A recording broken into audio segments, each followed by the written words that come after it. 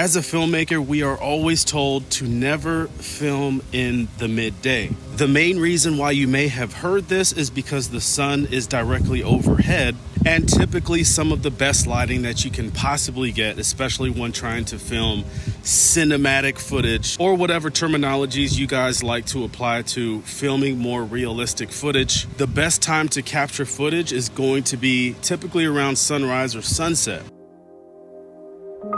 So today we're going to figure out the best way to break that rule. As you probably already know, in filmmaking, you're going to run across many challenges and obstacles, and capturing footage in the daytime is no different. It's quite simply just a problem that we have to solve. The thing that I've come to realize about overhead lighting is that it's used actually a whole lot more than you would think. When shooting video in the midday, this actually presents a really good opportunity for us to utilize a specific type of lighting called paramount lighting, also commonly referred to as butterfly lighting. It presents a butterfly-shaped shadow underneath the nose and is used in a wide variety of Hollywood blockbuster films and short films alike. What individuals mean when you hear things like midday lighting is not a flattering type of lighting is that it's a harsh type of lighting, or it casts hard shadows. So if we can just figure out a way to soften that lighting, I think we'll be in a much better place when it comes to filming in the midday. I recommend to anyone kind of just getting started out in filmmaking, cinematography, APS-C, full frame, mirrorless, DSLR, doesn't matter, man.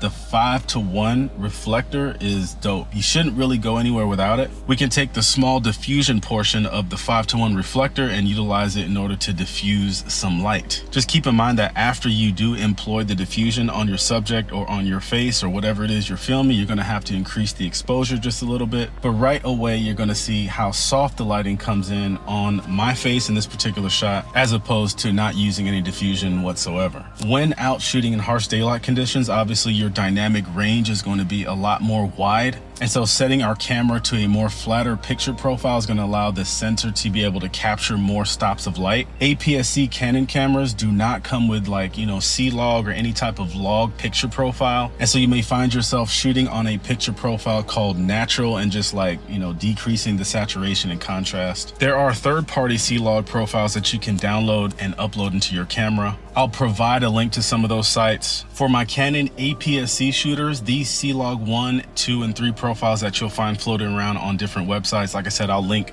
to some of those downstairs.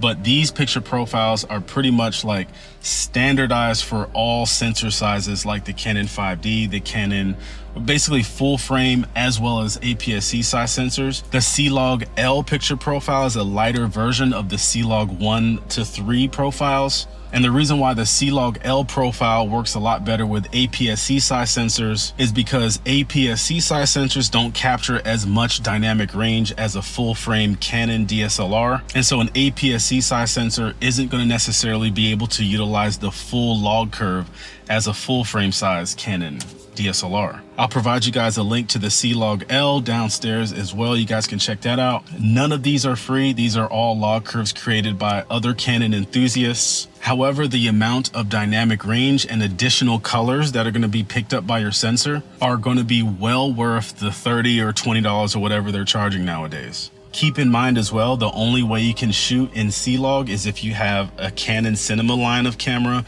or a full frame camera like the EOS R or the Canon 5D. Exposing for C-Log-L is going to be just a little different than exposing for C-Log 1, 2, or 3. You're going to have a base ISO of 400 when using C-Log-L. And so I highly recommend utilizing ND filters as much as possible, considering that 400 is the base ISO for C-Log-L. To expose C-Log-L, just simply shoot one stop over. Your shadows are going to be a lot cleaner when you expose one stop over, and then obviously you could just bring those shadows down in post, as opposed to underexposing or exposing right at zero and then potentially having to bring up shadows, which is going to introduce a lot of noise into your footage in post. But if you're shooting video on a Canon APS-C size sensor, have fun with C-Log-L.